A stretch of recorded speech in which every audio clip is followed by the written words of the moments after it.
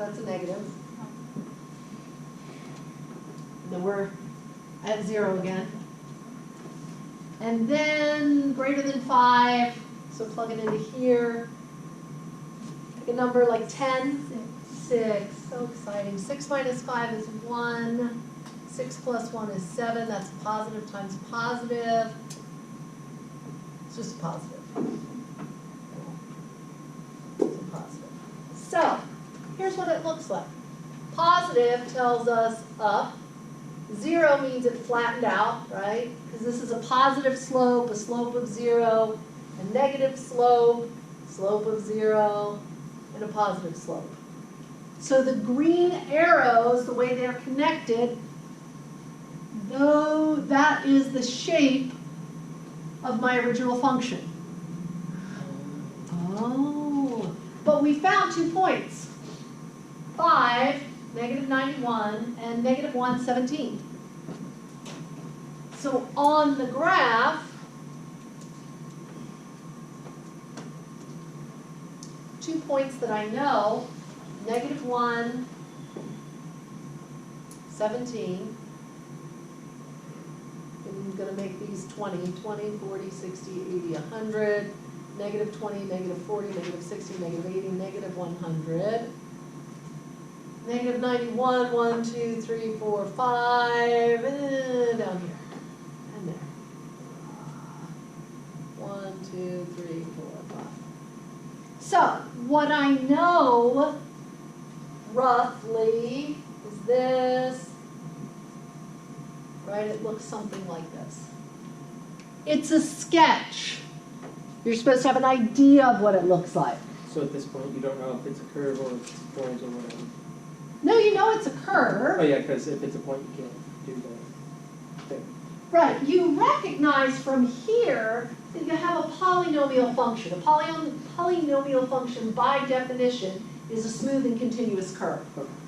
Your arrows are telling you kind of what the curve looks like because look, if I attach a tangent line anywhere here, it's going up, up, up, right? It has a positive tangent. Here it flattens out, then it's going down. Here it's positive again. So that's how you got there. There's no way. But that's how you do it. So unfortunately, these points, the way that we would have to graph these points is we would have to take here and set it equal to 0 and attempt to find the, and we don't really have tools for that yet. Well, that's 0 to 9 for sure. 0, 9 is this point here. So true. It's a starting point. We do have another value on the graph that's easy to find, but that's our y-intercept. It's not the x-intercepts.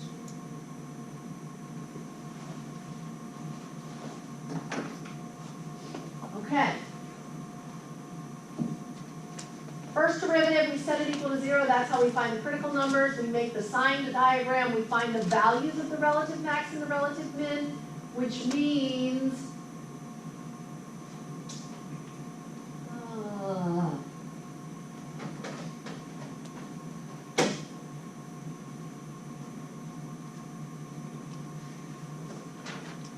so for this one, you plug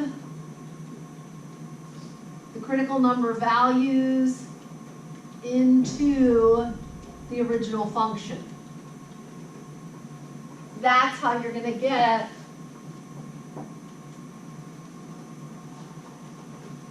those points. And look, that red graph looks exactly like our green graph over there. And yes, can you put it into your calculator and double check? Yeah, but here's the issue with the calculator. Let's go over where to find the buttons. So f of x equals x cubed minus 6x squared minus 15x plus 9.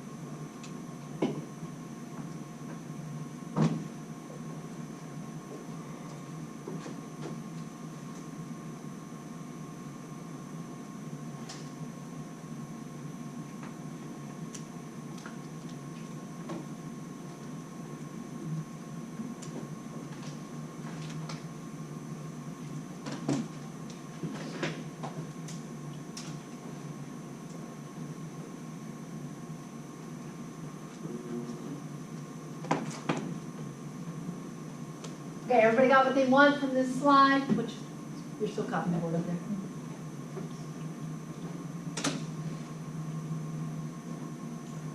So, here's what I want you to see.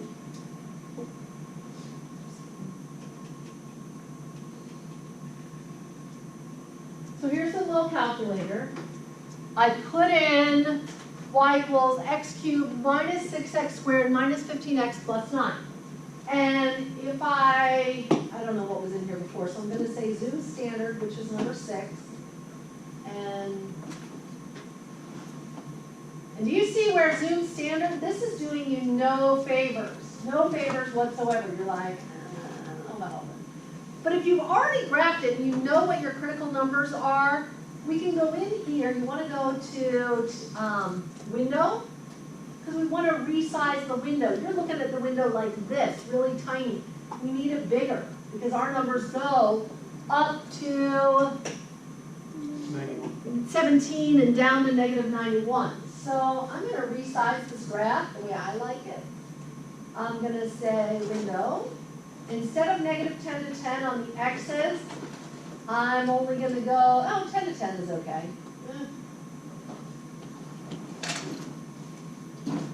It's the y's that are a problem, because I need my y's to go bigger than 10 and negative 10. So we resize y min, let's go to negative 100.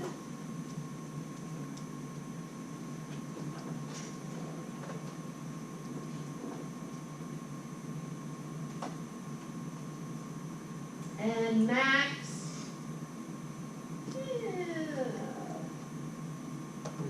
maybe we'll go to 40.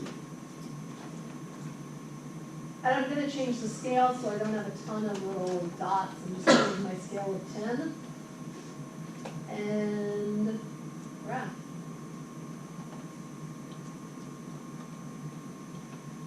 So now it looks like what we graphed over there in green. Makes sense? Everybody good with the graphing calculator? I don't want you to feel like you're at a disadvantage because you didn't know how to make the calculator behave for you. Can't you just use zoom fit? Okay, maybe. Or is it below tree? I guess 0. So say enter. Not really. What on earth is Right. that? So zoom fit, it makes it all fit in there, but what does it make the window? Negative 10 to 10, 1. Negative 1,000. Why does it go all the way down there? I don't know. So zoom fit would give you an idea.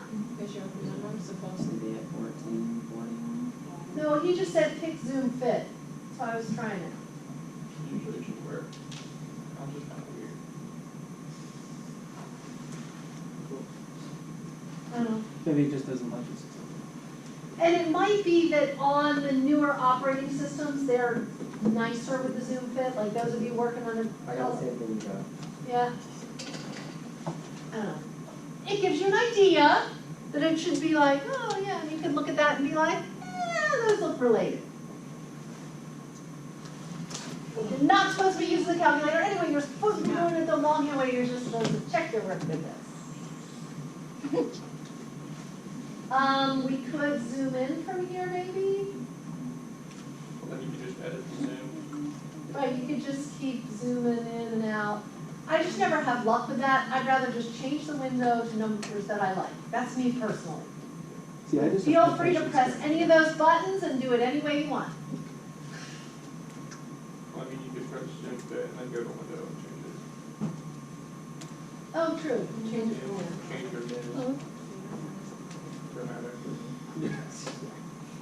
to say the least. Henry will be at the Sanford Lake Mary campus. Feel free to go and see him and work with the calculator. Anyway. I love the calculator. You have this great glitch. Okay, back to here. How many slides are there? 39? Say it again. There's 38 slides. Oh, No. 79. Okay, so, the first derivative test for relative extreme values. I feel like you've been doing it, yeah? Feel good about it. So this graphical idea of the sign diagrams of up and down, right? So up to left and down, that's showing a relative max. And down, flat, back up, that looks like a relative min, right? It's a peak and a valley. So here it is, stated more mathy and more specific. It says if a function has critical numbers such that x equals c, the function has a relative max if the first derivative is greater than c just before and less than just after. So they have to be going in different directions. Because the question was asked, Jada, did you ask it? No. Joshua asked it. He said, well, what do you mean it's going up? Well, if we had going up, flat, going up again, that's just a point on the curve. It's not turning and going back down. So it's not, relatively speaking, it's not a max or a min. Does that make sense? Yeah. And we really haven't seen that yet. But we will. So this is just saying you'll see one of each, or how you can see the two. Here's the ones when you have the same on both sides. So here it is. It's climbing, flattens, climbs again. Yes, the first derivative is 0.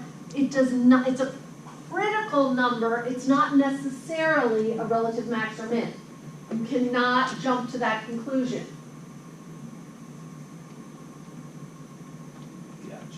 Do not be making assumptions. Same thing could be happening if it's decreasing, flat, decreasing again. Yes? I'm really trying to just figure this out real quick, so I'm going to take you back a little bit. Go, I'm go. trying to make it make sense to me. So the sign diagram, or how do you know what numbers to put in to make it positive and negative? I'm really trying to That's okay. figure this out. Your critical numbers are -1 and 5. When we plug -1 and 5 into the first derivative, we get 0. Yeah. That was the whole point. That's what makes them critical numbers. Then it's like any time that we're looking at values, you can plug in anything you want, but you have to pick something between -infinity and -1. And then you have to pick something between -1 and 5. Then you have to pick something between 5 and infinity. And you don't even necessarily have to pick an actual number. If you go here to the factored form, you say to yourself, oh, these are all the really big negative numbers. Well, a negative and another negative is negative, and the negative and a little positive number is still negative. You can skip the actual numerical stuff and just say, well, this is going to make a negative, this is going to make a negative, and a negative times a negative is a positive in that interval. Okay. But if you want to do it with a specific number so that you can nail it down, as long as you pick a number between -infinity and -1, you're left of -1. Then you have to do the one in between, then you have to do the one to the right of 5. The more critical numbers, the more intervals you have, the more testing you have to do. Okay. Is that always true that you can pick whichever number you want in that range? I think there was one problem on the homework that I was doing where it was like if I pick, it's still within the range, but it'll change, you know, whether it's a positive or a negative. Uh-oh. So maybe your critical numbers were wrong? Yeah, I might have made a mistake there, but so you're saying that anything within that range is always going to give you The same, yes, same sign, okay, yes. got it. And if it's not, Then check your critical number, something's off. got it. Yeah. Okay.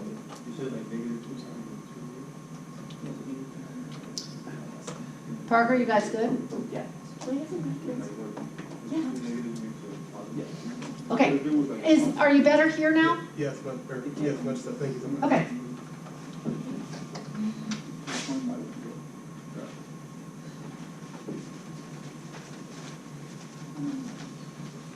So even when the derivative is undefined, so remember the derivative is undefined where it comes to these nodes, where it comes to a peak, and it's undefined, it's not necessarily 0. But the same rules apply for the max and the min. And then even for, where it won't happen. So, let's try another one. Go, try this while I take roll. Sketch a picture. Soup to nuts, do the whole thing. Because forever since I've heard that phrase.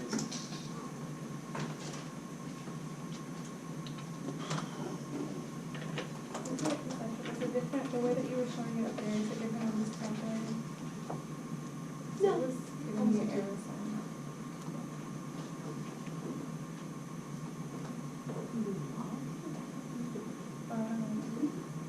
No, I didn't, I can go back.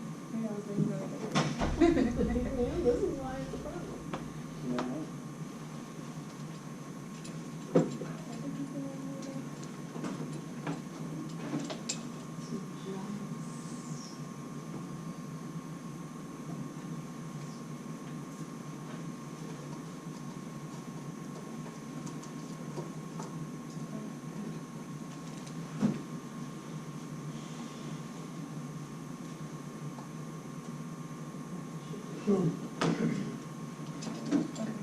But I didn't.